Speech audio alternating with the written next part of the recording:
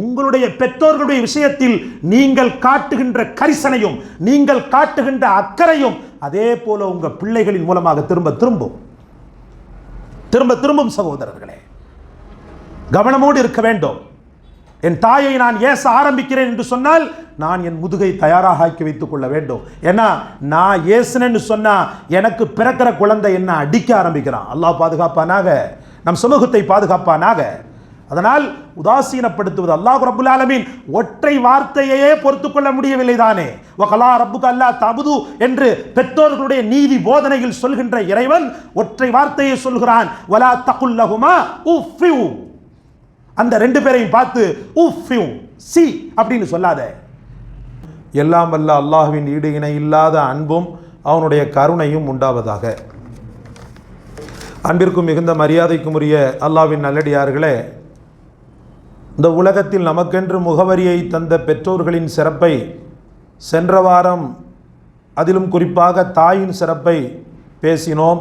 அதனுடைய தொடர்ச்சியாக சில விஷயங்களை இன்ஷா அல்லாஹ் இந்த வார தினத்தில் பார்க்கலாம். அன்பிற்குரியவர்களே, தாய்மை பேற்றின் துடிப்பை, துயரை, அயர்வை திருக்குர்ஆன் தழும்பும் வார்த்தைகளால் பதிவு செய்கிறது. அல்லாஹ் சொல்வான், ஹமலத்துஹு உம்முஹு வஹ்னன் அலா வஹ்ன், அவனுடைய தாய் அவனை பலகீனத்திற்கு மேல் பலகீனமாக சுமக்கிறாள். ஒஃபிசாலுஹு ஃபி ஆமைன், 2 வருடங்கள் அந்த குழந்தைக்கு தன் இரத்தத்தையே பாலாக தருகிறாள். 2 வருடங்கள் அந்த குழந்தைக்கு இரத்தத்தையே பாலாக தருகிறாள். அனிஷ்குர்லி வலிவாலிதை, எனக்கு கட்டுப்படு, எனக்கு நன்றி செலுத்து, அதே போல உன்னுடைய பெற்றோர்களுக்கு உபகாரம் செய், பெற்றோர்களுக்கு நன்றி செலுத்து. இலையல் மசீர், என் பக்கம்தான் சேருமிடம் இருக்கிறது என்ற அற்புதமான அந்த வார்த்தையில் அல்லாஹ் ரப்புல் ஆலமீன் ஒரு குடும்ப உறவில் தாய் தகப்பனின் உறவு எவ்வளவு தூரம் பேணப்பட வேண்டும் என்பதை அல்லாஹ் ரப்புல் ஆலமீன் ததும்பும் வார்த்தைகளால் அவளுடைய துயரையும் துடிப்பையும் அல்லாஹ் பதிவு செய்வான். அன்பிற்குரிய அல்லாஹ்வின் பெருமக்களே, நபிகள் நாயகம் ஸல்லல்லாஹு அலைஹி வஸல்லம் அவர்களிடத்தில் ஒரு சஹாபி போருக்காக அனுமதி கேட்பார், போருக்காக ஆயத்தப்படுவார். ரசூல் ஸல்லல்லாஹு அலைஹி வஸல்லம் போர் வீரர்களுக்கென்று நசீகத் செய்வார்கள் அல்லவா, அந்த நசீகத்தை உபதேசத்தை கேட்பதற்காக வருவார். ஆனால் செய்தி எப்படி ரசூலுல்லாவுக்கு கிடைக்கும் என்று சொன்னால், அவருடைய தாய்க்கு சரியாக பார்வை இல்லை, அவருடைய வேலைகளை பெரும்பாலும் மகனே பார்த்து கொண்டிருக்கிறார், தாயின் ஹிதுமத்தை அவருடைய பிள்ளையே பார்த்து கொண்டிருக்கிறார் என்ற செய்தி வரும். வேறு எந்த ஆதரவும் இல்லை என்ற அந்த செய்தி நபிகள் நாயகம் ஸல்லல்லாஹு அலைஹி வஸல்லம் அவர்களுக்கு கிடைக்கும். அப்போ கேட்பாங்க, தம்பி உனக்கு அம்மா இருக்கிறாங்களான்னு சொல்லிட்டு கேட்பாங்க. அப்போ அவர் போருக்கு ரொம்ப ரெடியாகி அல்லாஹ்வுடைய பாதையில் ஜிஹாது பண்ணுறதுக்காக துடிப்போடையும் ரசிப்போடையும் இருக்கின்ற நேரத்தில் பெருமானார் ஸல்லல்லாஹு அலைஹி வஸல்லம் கேட்கக்கூடிய அந்த வார்த்தை அவருக்கு சிறிது தடுமாற்றத்தை ஏற்படுத்தும். ஆமாம் யா ரசூலல்லாஹ், இருக்கிறார்கள், கொஞ்சம் கண் பார்வை அவர்களுக்கு தெரியாது, அவர்களுக்கு உண்டான ஹிதுமத்தை நான் தான் செய்து வருகிறேன், ஆனால் இப்போது அல்லாஹ்வின் பாதையில் புறப்படக்கூடிய ஒரு ஆயத்தப்பாடு இருக்கும்போது என் தாயை அக்கம் பக்கத்தில் உள்ளவர்கள் பார்த்து கொள்வார்கள் அப்படின்ற மாதிரி சொல்றாரு.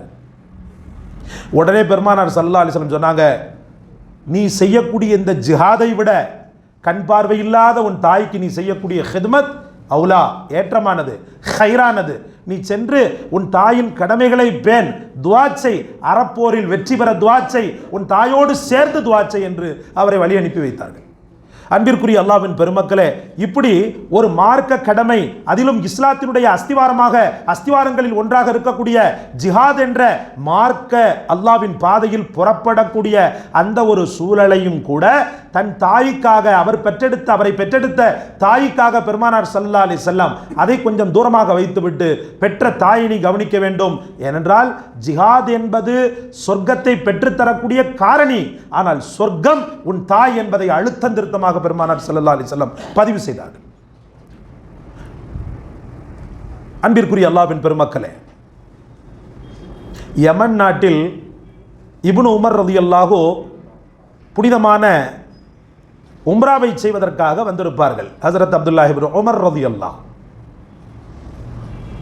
சுற்றுமுற்றும் பார்ப்பார்கள். பார்க்கின்ற நேரத்தில் ஒரே ஒரு உருவம் மட்டும் வித்தியாசமாக தவாப் செய்யும். கொஞ்சம் முற்று பார்க்கும்போது அவர் என்ன செய்வார் என்றால், பின்னாடி ஒரு பொதியை போல, ஒரு மூட்டையை போல ஒன்றை சுமந்து கொண்டு தவாப் செய்து கொண்டிருப்பார், சுற்றி கொண்டே இருப்பார். கஷ்டப்பட்டு சுற்றுவது போன்றவருக்கு தெரியும். ஹஜரத் அப்துல்லாவுக்கு என்ன செய்வார்கள் தெரியுமா? எல்லாம் முடிந்து அந்த வாலிபனை அழைப்பார்கள். அழைத்து, தம்பி என்னதோ ஒன்றை சுமந்து கொண்டு தவாப் செய்கிறாயே, என்னது உன்னுடைய லக்கேஜா என்று கேட்பார்கள். அப்போ அவர் சொல்வார், இது என்னுடைய உம்மா, அவங்க ரொம்ப காலமாக காபாவை தவாப் செய்யணும்னு சொல்லி விரும்பினாங்க, அவங்களால முடியாத நேரம், அதனால் என் தாயின் கனவை பூர்த்தி செய்ய வேண்டும் என்று என்னை படைத்த இறைவனின் தேவாலயத்தை என் முதுகையே என் தாய்க்கு நான் நான் நான் ஒரு வாகனமாக எடுத்துக்கொண்டு நான் தவாப் செய்தேன் என்று சொல்வார். சொல்லிவிட்டு ஹஜரத் அப்துல்லா இப்னு உமர் ரலியல்லாஹு அவர்கள் தனக்கு ஒரு மிகச்சிறந்த கூலியை அல்லாஹ்விடத்தில் சொல்லித் தருவார்கள் என்பதற்காக, இதற்கு பிரத்யுபகாரமாக என் ரப்பு எனக்கு என்ன தருவான் என்பதை போல ஆர்வமாக கேட்பார்.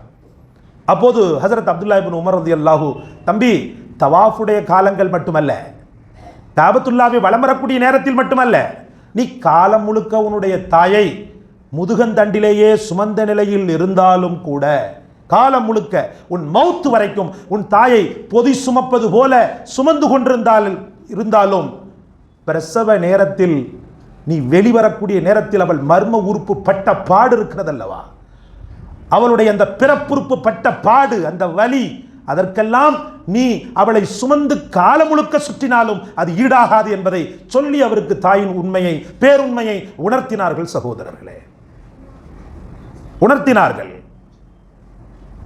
நெக்குருகி போனார். அல்லாஹ் ரப்புல் ஆலமீன் தனக்கென்று எவ்வளவு பெரிய வெகுமதியை தனக்கு தந்திருக்கிறான் என்பதை அவர் ஆச்சரியத்தோடும் நெகிழ்ச்சியோடும் அணுகினார். சகோதரர்களே, பெருமானார் ஸல்லல்லாஹு அலைஹி வஸல்லம்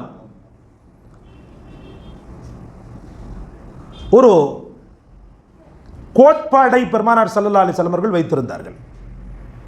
அந்த கோட்பாடு எப்படிப்பட்டது என்று சொன்னால், எவ்வளவு பெரிய பாரதூரமான கடமையாக இருந்தாலும் பெற்ற தாய் தகப்பனுடைய சூழல் சரியாக இல்லாத பட்சத்தில் பெருமானார் ஸல்லல்லாஹு அலைஹி வஸல்லம் அவர்கள் அந்த கடமையில் அவங்களை இணைக்க மாட்டாங்க.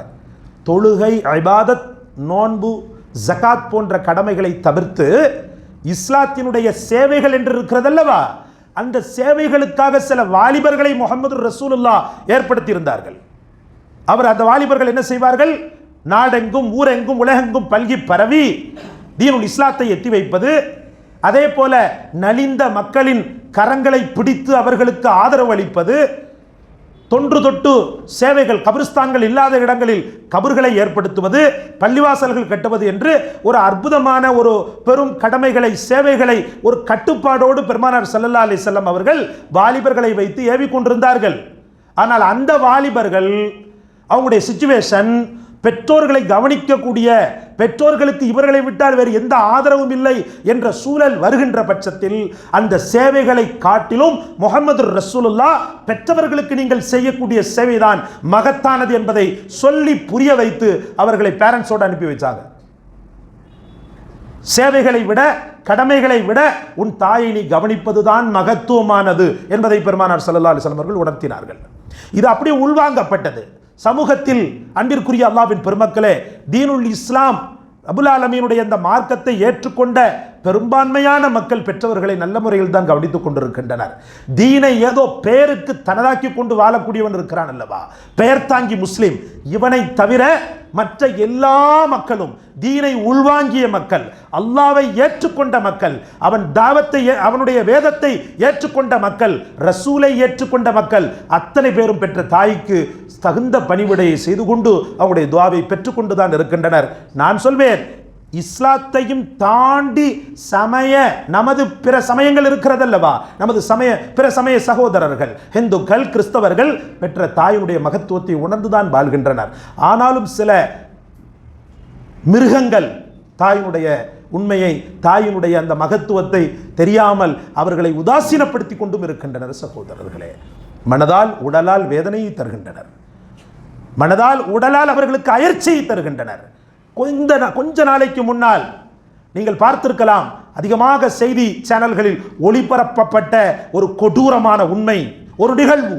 சிசிடிவியிலே தந்தை சொத்தை சரியாக தனக்கு தரவில்லை என்பதற்காக பெற்ற தந்தை சோபாவில் அமர்ந்திருக்கிறார். கொஞ்சம் உடல் முடியாதவர் அடிக்கிறான் பாருங்கள் சகோதரர்களே. ஒரு எதிரி, அவன் வாழ்க்கை முழுக்க துன்பம் தந்த ஒரு எதிரியை கூட அப்படி அடிப்பானா என்று தெரியவில்லை. ஆனால் தன்னை முதுகில் சுமந்த, தன்னை பெற்றெடுத்த தந்தையை மூஞ்சிலேயே குத்தி குத்தி கடைசியில் அவர் இறந்தே போகிறார் சகோதரர்களே.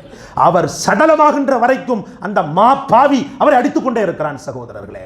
இவனுக்கு நல்ல சாவு வராது, இவனுக்கும் நல்ல சாவு வராது. அது மட்டுமல்ல, இந்த சமூகம் எப்படி சென்று கொண்டிருக்கிறது, வர வர வர வர இந்த செல்போனிய மோகம் ஒருவனுடைய உள்ளத்தில் இருக்கக்கூடிய பந்த பாசத்தை வேரோடு வேரடி மண்ணோடு எந்த அளவுக்கு அறுத்தறிந்து கொண்டிருக்கிறது என்பதற்கு அந்த படுபயங்கரமான நிகழ்வு ஒரு ஒரு முன்னுதாரணமாக இருக்கிறது சகோதரர்களே. நபிகள் நாயகம் ஸல்லல்லாஹு அலைஹி வஸல்லம் அவர்களுடைய காலகட்டத்தில் சஹாபாக்களுக்கு மத்தியில் கியாமத் நாளின் அடையாளமாக பெற்ற தாயை ஒருவன் ஏசுவான் என்று சொன்னார்கள். அப்போது ஒரு சஹாபி கேட்கிறார், அப்போம்லாம் அரபுகள் இஸ்லாத்தை தழுவாட்டா கூட இஸ்லாத்தினுடைய மிகச்சிறந்த உயரிய கடமையான பெற்றோர்களை பேணக்கூடிய விஷயத்தில் கரெக்டாக இருந்தான். பொம்பளை பிள்ளைங்கள புதைச்சாண்டு வருது, மது குடிச்சாண்டு வருது, கொலை செய்தாண்டு வருது, கொள்ளை அடிச்சாண்டு வருது, பெற்றோர்களை அடிப்பான்னு சொல்லிட்டு எங்கேயுமே வரல, பெரும்பாலும் வரல. கிதாபுகளை எடுத்து பாருங்களேன். அந்த காலத்து அரபிகள் நபிகள் நாயகம் ஸல்லல்லாஹு அலைஹி வஸல்லம் அவர்களுடைய காலத்திற்கு முன்னால் பெற்றோர்களை இப்படி எல்லாம் செய்தார்கள், அப்படி எல்லாம் சித்திரவதை செய்தார்கள் என்றெல்லாம் வரவில்லை. மற்ற எல்லா கொடுமைகளையும் பதிவு செய்யக்கூடிய உலமாக்கள் பெற்றோர்களுடைய விஷயத்தில் அரபுகள் மிகச்சிறந்த அளவுக்கு இருந்தார்கள் சகோதரர்களே. அதனால் தான் அல்லாஹ் ரப்புல் இஸ்ஸத் அவர்களுக்கு ஹிதாயத் என்ற பரிசை தந்தான். பெற்றோர்கள் சொர்க்க வாசலை அவர்கள் அழகாக சுத்தப்படுத்தி அதை நுழைவதற்கு வழி இல்லாமல் இருக்கின்ற நேரத்தில் முஹம்மது ரசூலுல்லாஹ் என்ற அந்த வழிகாட்டியை அவர்களின் சொர்க்கத்திற்கு அழைத்து செல்லக்கூடிய மிகச்சிறந்த வழிகாட்டியாக அல்லாஹ் ரப்புல் இஸ்ஸத் ஆக்கினான். ஏன்னா அந்த தர்த்தினியம் பிடிச்ச செயல் அந்த அரபுகள்கிட்ட இல்லை. அதனால் தான் ரசூலுல்லாஹி ஸல்லல்லாஹு அலைஹி வஸல்லம் உலக முடிவின் அடையாளமாக ஒருவன் தன் தாயை ஏசுவான் என்று சொன்ன மாத்திரத்திலேயே அந்த சஹாபாக்கள் கேட்டார்கள், ஒருவன் தன் தாயை ஏசுவானா? அவங்களுடைய ஆச்சரியமான கேள்வி, அவங்களுடைய அதிர்ச்சியான கேள்வி, அவங்களுடைய அதாவது விசனமான கேள்வி. ஒருவன் பெற்ற தாயை ஏசுவானா? அந்த அரபுகள் கேட்கிறார்கள். அப்போது நபிகள் நாயகம் ஸல்லல்லாஹு அலைஹி வஸல்லம் நேரடியாக ஏச மாட்டான். இவன் பிற தாயை ஏசுவான், பிறருடைய தாயை ஏசுவான். அவன் என்ன செய்வான் தெரியுமா? அவன் இவனுடைய தாயை ஏசுவான். இன்னைக்கு நீங்க சென்னை மாநகரத்தில் பார்த்தீங்கன்னு சொன்னா 100ல் ஒரு 20% வாலிபர்கள், அவன் படித்தவன் படிக்காதவன், கிராமத்தான், அந்த சேரியில் உள்ளவன் சேரியில் இல்லாதவன், எல்லாருக்கும் நீக்கமர நிறைந்திருக்கக்கூடிய ஒரு வார்த்தை, அதை பச்சையா சொல்றதுக்கு என்னுடைய நாக்கு கூசுகிறது. பெற்ற தாயை நிமிடத்துக்கு நிமிடம் திட்டிக்கிட்டே இருப்பான். உங்களுக்கு என்ன வார்த்தைன்னு தெரியும்? என்ன வார்த்தைன்னு தெரியும்? நம்ம ஆத்தாவுன் பாசத்திலேன்னு சொல்றமே, அவன் வேற மாதிரி சொல்லுவான் சகோதரர்களே. அல்லாஹ் பாதுகாப்பானாக. இப்படி சொல்ல சொல்ல சொல்ல சொல்ல என்ன நடக்கிறது தெரியுமா? அவன் தாய்க்கு இறை முனிவு ஏற்படுகிறது, சாபம் ஏற்படுகிறது. இவன் தன் தாயை ஏசுவது எவ்வளவு கொடூரமோ அதே போல பிறர் தாயை அவன் சொல்ல சொல்ல சொல்ல அவன் தாய் பலகீனப்பட்டு கொண்டே இருக்கிறாள், அவன் தாய் சோர்ந்து கொண்டே இருக்கிறாள். அல்லாஹ் பாதுகாப்பானாக. குழந்தைகளை ஸ்கூலுக்கு அனுப்புறது பெருசில்லை, குழந்தைகளை ஸ்கூலுக்கு அனுப்புறது பெருசில்லை, பிற நண்பர்களோடு கலந்துரையாட செய்வது பெருசில்லை. ஆனால் வாய் வார்த்தைகள் எப்படி பிரயோகிக்கப்படுகிறது என்பதை ஒரு தாயும் தகப்பனும் நன்றாக உற்று கவனிக்க வேண்டிய கடமையில் இருக்கிறீர்கள். உன்னை கடக்கப்பட்டு உன்னை பேசினான்னு சொன்ன அந்த ஃப்ரெண்ட்ஷிப்பை கட் பண்ணிருங்க, கவலைப்படாதீங்க. அவன் அழுது அரட்டினாலும் பரவாயில்லை, வீட்டுக்குள்ளே நீங்க அடைச்சு போட்டாலும் பரவாயில்லை. நாக்கு வார்த்தைகள் இருக்கிறது அல்லவா, அந்த நாக்கின் வார்த்தைகள் நாய் வார்த்தைகளாக ஆனது என்று சொன்னால் நீங்கள் என்ன செய்ய வேண்டும்? உடனடியாக அவர்களுக்கு சங்கிலி, சங்கிலி என்றால் என்ன, கட்டுப்பாடு என்ற சங்கிலி போட வேண்டும். அப்போதான் குழந்தைகளை காப்பாற்ற முடியும். உங்கள் பிள்ளைகள் உங்கள் பிள்ளைகளாக மாறும். அதற்காகத்தான் மதரசாக்கள் இருக்கின்றன. மார்க்கத்தை, ஞானத்தை, ஒழுக்கத்தை போதிக்கின்ற மதரசாக்கள் இருக்கின்றன. அந்த மதரசாக்களில் உஸ்தாத் என்ற, ஆசிரியர் என்ற ஒற்றை வல்லமை பெற்றவனை அல்லாஹ் ரப்புல் ஆலமீன் இவனுடைய ஒழுக்கத்திற்கு மிகச்சிறந்த கேந்திரமாக ஆக்குகிறார், இவனுடைய கட்டுப்பாட்டுக்கு ஒரு பெரும் கேந்திரமாக மாற்றுகிறார். ஒரு சிறந்த உஸ்தாத், இறையச்சமுடைய உஸ்தாத், அல்லாஹ்விற்காக பயணப்படக்கூடிய உஸ்தாத், இறைவனுக்காக மட்டும் கல்வி கற்றுக் கொடுக்கக்கூடிய உஸ்தாத், ரப்புல் ஆலமீன் அவனுடைய நாவில் கட்டுப்பாடை வைத்து அப்பிள்ளையை மகிடிக்கு பாம்பு கட்டுப்பட செய்வது போல, மகிடிக்கு பாம்பு கட்டுப்படுகிறதோ இல்லையோ அந்த குழந்தை அந்த உஸ்தாதிற்கு கட்டுப்படுகிறது. அவன் வாய் வார்த்தைகள் நாகரிகமாக வெளிவருகின்றன. அதனால் தான் திரும்ப திரும்ப சொல்கிறோம், மதரசாக்கள் என்ற அற்புதமான ஒன்றை நீங்கள் பயன்படுத்த தவறினால் ஒழுக்கம் உங்களுடைய பிள்ளைகளுக்கு கேள்விக்குறியாக ஆகிவிடும் சகோதரர்களே. அது கசப்பான உண்மை. ஏனென்றால் உலகத்தில் பள்ளியை தவிர மற்ற எல்லா இடங்களிலும் பலாய்களும் முசீபத்துக்களும் லானத்துக்களும் முனிவுகளும் சுற்றி கொண்டிருக்கிறது. எப்போது காவு வாங்கலாம், எப்போது பழி வாங்கலாம், எப்போது இவனை மாற்றலாம், வாலிபனாக இருக்கக்கூடிய அவனை தரங்கட்டு போன வாலிபனாக மாற்றலாம் என்று உருவாக்கி கொண்டிருக்கிறான் ஷைத்தான், வினை விதைத்துக் கொண்டிருக்கிறான் ஷைத்தான். அந்த இப்லீஸின் கடிவாளத்தை நீங்கள் முறிக்க வேண்டுமெனில், அந்த இப்லீஸின் முதுகுத்தண்டை நீங்கள் உடைக்க வேண்டுமெனில் மார்க்க கலாசாலைகளை தவிர வேற எந்த வழியும் கிடையாது சகோதரர்களே. உலகத்தில் நீங்கள் எத்தனை படிப்பை அவனுக்கு அள்ளி கொடுத்தாலும் சரி, பணம் தரும் அந்த படிப்பு, பணம் தரும் அந்த படிப்பு பாசத்தை தராது, பாசத்தை தராது. உயர்ந்த மாளிகைகள் கோட கோபுரங்களை பட்டம் பட்டதாரிகளாக ஆக்கும். ஆனால் அன்பு சகோதரர்களே, அந்த குழந்தைகளுக்கு பவித்திரமான ஒழுக்கத்தை தராது. அதனால் தான் திரும்ப திரும்ப சொல்கிறோம், இந்த மதரசாக்களை பயன்படுத்திக் கொள்ளுங்கள். மார்க்க ஞானத்தை உங்களுக்கும் உங்களுடைய உஸ்தாத்மார்கள் போதித்ததை போல அக்குழந்தைகளுக்கும் போதனை செய்வதற்கு சரியான ஒரு ஆசிரியனை தேர்ந்தெடுங்கள், சரியான ஒரு உஸ்தாதை தேர்ந்தெடுங்கள். அதற்காக நீங்கள் கொஞ்சம் மெனக்கெட்டாலும் பரவாயில்லை. அன்பிற்குரிய அல்லாஹ்வின் பெருமக்களே, இந்த தாயினுடைய மகிமை, இந்த தாயினுடைய பாக்கியங்களை முஹம்மது ரசூலுல்லாஹி ஸல்லல்லாஹு அலைஹி வஸல்லம் அவர்கள் எவ்வளவு தூரம் சொல்லியிருக்கிறார்கள் என்று சொன்னால், அன்பிற்குரிய அல்லாஹ்வின் பெருமக்களே, 2 பேரையுமே சொர்க்கம் என்று சொல்லியிருக்கிறார்கள். 2 பேருமே பார்த்தீங்க என்று சொன்னா சொர்க்கவாசல். யாஸ் இப்னு முஆவியா ரலியல்லாஹு கதறி அழுவார். கதறி அழுகிறதெல்லாம் ஒரு ஆம்பளை அப்படின்றது ரொம்ப உச்சகட்டமான நேரம். ஒரு ஆம்பளை அழுகிறதே ரொம்ப வெக்கப்படுவான். அப்படியே அழுதா கூட கொஞ்சம் லைட்டாக கண்ணீர் வரும், அல்லது ஒரு மாதிரியாக கர்ச்சிப்பை பொத்தி என்ன செய்வான், தன்னுடைய இயலாமையை வெளியில் காட்ட மாட்டான். அது ஆம்பளைக்கு கெத்து கிடையாதுன்னு சொல்லி அவனே நினைப்பான். ஆனால் இவர் ஒரு ஆம்பளை, யாஸ் இப்னு முஆவியா என்ன செய்கிறார் தெரியுமா?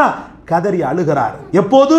அவர் தாய் வஃபாத்தாகக்கூடிய அந்த நேரத்தில், வஃபாத்தாகி விட்ட அந்த நாளையில், தாய் வஃபாத்தாகி விட்ட அந்த நாளையில் கதறி அழுகிறார் சகோதரர்களே. அந்த நேரத்தில் அன்பிற்குரிய அல்லாஹ்வின் பெருமக்களே, மற்றவர்கள் இப்படி உடைந்து போய் அழுகிறீர்களே என்று கேட்கும் போது அவர் சொன்னது என்ன தெரியுமா? என் தாய் பிரிந்து விட்டார்கள், என் தாய் இறந்து விட்டார்கள் என்பதை தாண்டி சொர்க்கத்தில் ஒரு வாசல் இடிந்து விட்டது என்று சொன்னார். என்ன சொன்னார்? சொர்க்கத்தின் ஒரு வாசல் இடிந்து தரைமட்டமாகிவிட்டது, எனக்குள்ள ஒரு சொர்க்கத்தின் வாசல் இடிந்து தரைமட்டமாகிவிட்டது என்று சொன்னார் சகோதரர்களே. அப்போ நபிகள் நாயகம் முஹம்மது ரசூலுல்லாஹ் ஸல்லல்லாஹு அலைஹி வஸல்லம் அவங்களுடைய முஹப்பத்தான மிகச்சிறந்த ஒரு அழகான ஒரு நேர்வழியாக இருக்கக்கூடிய பெற்றோர்கள் மதிக்கப்பட வேண்டியவர்கள். எல்லாம் இளைஞர்கள், பெரும்பாலும் இளைஞர்கள் இருக்கிறீர்கள். சுவற்றில் அடிக்கப்பட்ட பந்து எப்படி அடித்தவனின் பக்கமே திரும்ப திசை திரும்புகிறதோ, அதே போல உங்களுடைய பெற்றோர்களுடைய விஷயத்தில் நீங்கள் காட்டுகின்ற கரிசனையும் நீங்கள் காட்டுகின்ற அக்கறையும் அதே போல உங்க பிள்ளைகளின் மூலமாக திரும்ப திரும்பும் சகோதரர்களே. கவனமோடு இருக்க வேண்டும். என் தாயை நான் ஏச ஆரம்பிக்கிறேன் என்று சொன்னால் நான் என் முதுகை தயாராக ஆக்கி வைத்துக் கொள்ள வேண்டும். ஏன்னா நான் ஏசுனேன்னு சொன்னா எனக்கு பிறக்கிற குழந்தை என்ன அடிக்க ஆரம்பிக்கிறான். அல்லாஹ் பாதுகாப்பானாக, நம் சமூகத்தை பாதுகாப்பானாக. அதனால் உதாசீனப்படுத்துவது, அல்லாஹ் ரப்புல் ஆலமீன் ஒற்றை வார்த்தையே பொறுத்துக் கொள்ள முடியவில்லை தானே. வகலா ரப்புக அல்லா தஅபுது என்று பெற்றோர்களுடைய நீதி போதனையில் சொல்கின்ற இறைவன் ஒற்றை வார்த்தையை சொல்கிறான். வலா தகுல் லஹுமா உஃபியூ. அந்த 2 பேரையும் பார்த்து உஃபியூ சி அப்படின்னு சொல்லாத. வலா தன்ஹர்ஹுமா, அவங்களை வெறுத்துறாத, விரட்டாத சொல்றானா இல்லையா? அப்போ இந்த ஒரு வார்த்தையே பொறுத்து கொள்ள முடியாத இறைவன் உதாசீனப்படுத்தப்பட்ட பெற்றோர்களின் மகனை, உதாசீனப்படுத்தப்பட்ட பெற்றோர்களின் மகளை விடமாட்டான் சகோதரர்களே. சில அதாபுகள், சில தண்டனைகள் உலகிலும் கிடைக்கின்றன, மறு உலகிலும் கிடைக்கின்றன. உலகிலும் கிடைக்கின்றன, மறு உலகிலும் கிடைக்கின்றன. அதில் ஒன்று நான் காலையில் தஃசீரில் சொன்னது போல வட்டி. இந்த வட்டிக்காரனுக்கு அல்லாஹ் ரப்புல் ஆலமீன் உலகத்தின் வாழ்க்கையிலும் தண்டனையை தருகிறான், அதே போல மறுமையின் வாழ்க்கையிலும் தண்டனையை தந்து விடுகிறார். அதே போல சகோதரர்களே, பெற்றோர்களை நோவினைப்படுத்தக்கூடியவன், பெற்றோர்களை உதாசீனப்படுத்த படுத்தக்கூடியவன், பெற்றோர்களை ஒரு பொருட்டாகவே எடுக்காதவன் இந்த உலகத்திலும் தண்டனை பெறுகிறான், மறுமை நாளிலும் தண்டனை பெறுகிறான். இது சர்வ நிச்சயம் சகோதரர்களே, இது சர்வ நிச்சயம். தாயின் பாசத்தை முஹம்மது ரசூலுல்லாஹி ஸல்லல்லாஹு அலைஹி வஸல்லம் அவர்கள் சொல்லக்கூடிய ஹதீஸ்களின் மூலமாக, ஒவ்வொன்றின் மூலமாக நாம் பார்க்கிறோம். எகிப்திய ஒரு காவியத்தை ஒருவர் பதிவு செய்கிறார். எகிப்திய ஒரு காவிய கதையை, அது உண்மைதான், உண்மை அல்ல, ஆனால் அந்த காவிய கதையில் புதைந்திருக்கக்கூடிய தாயன்பு ரப்புல் ஆலமீனுடைய அன்புக்கு அடுத்த நிலை பெறுகிறது. அதான் உண்மை, அதான் சத்தியம் என்று பதிவு செய்கிறார். எகிப்து நாடு, அந்த எகிப்து நாட்டில் ஒரு தாயும் மகனும் சிறு வயதிலேயே கணவனை இழந்தவள். அதனால் முழுக்க முழுக்க முழுக்க தன் தன் தன் குழந்தையின் மீதே ஒட்டுமொத்த அன்பையும் வைப்பவள். அந்த குழந்தையின் அன்பு தனக்கு மட்டுமே கிடைக்க வேண்டும். எல்லா தாயும் ஏற்படக்கூடியது தான், எல்லா தாய்க்கும் ஏற்படக்கூடியது தான். அப்படி வாழ்ந்து கொண்டிருக்கும் போது குழந்தைக்காக என்னவெல்லாமோ செய்கிறாள். அதனுடைய படிப்பு, அவனுடைய உயர்வுக்காக என்ன காரியங்களை செய்ய முடியுமோ அத்தனை காரியங்களையும் செய்கிறாள். தன் நகை முழுக்க விற்று தீர்க்கிறாள். ஒரே ஒரு நூலை மட்டும் கட்டிக்கொண்டால் கழுத்து அசிங்கமாக இருக்கிறது என்பதற்காக அத்தனை நகைகளையும் அவனுடைய நல்வாழ்வுக்காக தியாகம் செய்தாள். அந்த தாய், இளவயது தாய். அவள் வீட்டுக்கு அருகாமையில் ஒருவன் வந்து குடியேறினான். ஒரு மோசமான பேர் வழி, பெண் பித்தன் ஒருவன் குடியேறினான். நடுத்தர வயதுள்ளவன், அவனுக்கு திருமணம் ஆகிவிட்டது. ஆனாலும் அடுத்த பெண்களை கேவலமான பார்வை பார்க்கக்கூடிய ஒருவன் அவள் பக்கத்து வீட்டில் குடியேறுகிறான். என்ன செய்கிறான் தெரியுமா? அவளை தனிமையில் சந்தித்து தன்னுடைய இச்சையை தீர்த்து கொள்ள கேட்கிறான். உடனே நெருப்பை போல பாய்கிறாள். என் பிள்ளைக்காக இந்த வாழ்க்கையை நான் வாழ்ந்து கொண்டிருக்கிறேன், அதனால் தான் நான் மறுமணமே செய்யவில்லை. அப்படி இருக்கையில் கேவலமான முறையில் என்னை நீ இப்படி பேசுவது, பக்கத்து வீட்டுக்காரனால விடுறேன், இல்லைன்னு சொன்னால் உன்னை ரொம்ப அசிங்கப்படுத்தியிருப்பேன் அப்படின்னு சொல்லிட்டா. இந்த வார்த்தையை தாங்க மாட்டாமல் அவளை வீழ்த்தியே தீர்வது என்பதை கங்கணம் கட்டி கொண்டு திரிந்தானாம். என்ன செய்தான் தெரியுமா? தன்னுடைய மகளை பகடைக்காயாக பயன்படுத்துகிறான். தன்னுடைய மகளை அவனுடைய மகளோடு, அவளுடைய மகனோடு என்ன செய்கிறான்? பழகச் செய்கிறான். பழகச் செய்து பைத்தியமாக்கச் செய்கிறான்.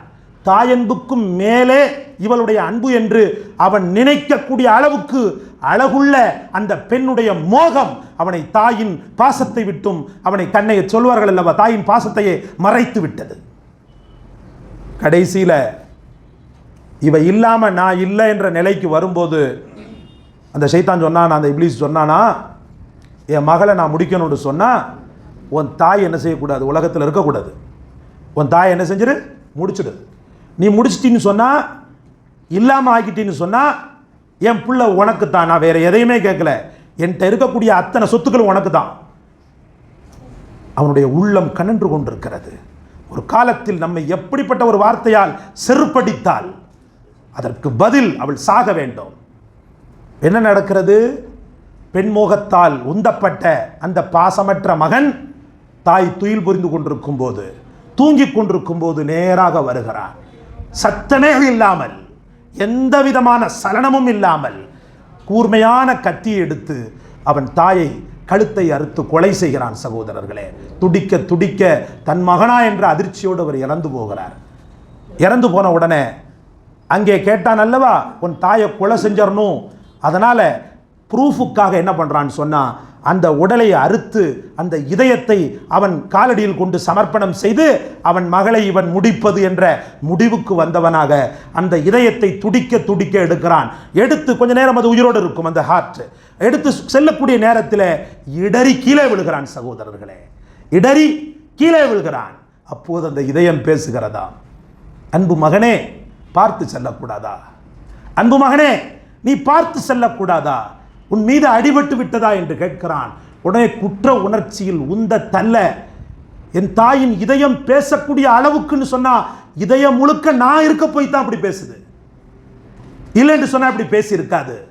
நான் எவ்வளவு பெரிய துணிகர செயலை செய்துவிட்டேன் என்ற குற்ற உணர்ச்சியால் கொண்டு போன அந்த கத்தியிலேயே தன்னை மாய்த்து கொள்ள அறுக்கும் போது அங்கே தலையில்லாத முண்டத்தை போல கிடக்கக்கூடிய அந்த சடலம் அங்கிருந்து பேசியதாம், மகனே ஒரு உள்ளத்தை நீ கொன்று விட்டாய், ஒரு உள்ளத்தை கொன்று விட்டாய், இன்னொரு உள்ளம் நீ எனக்கு. ஒரு உள்ளத்தை நீ கொன்று விட்டாய், ஒரு இதயத்தை நீ அறுத்து விட்டாய், இன்னொரு இதயம் நீ. அதை நீ அறுத்து விடாதே, என் அன்பு மகனே, நீ உன்னை நீயே கொலை செய்து கொள்ளாதே, தற்கொலை செய்து கொள்ளாதே என்று சொன்னாலாம். இந்த காவியத்தை கிதாபில் எப்படி எழுதுகிறார்கள்? இதுதான் தாய் அன்பு சகோதரர்களே. எந்த பலாபலனையும், எந்த சுயநலத்தையும், எந்த எதிர்பார்ப்பையும் இல்லாத ஒரு ஜீவன் இந்த உலகத்தில் இருக்கிறாள் என்று சொன்னால் அது தாய் என்ற ஒற்றை உறவுதான் சகோதரர்களே.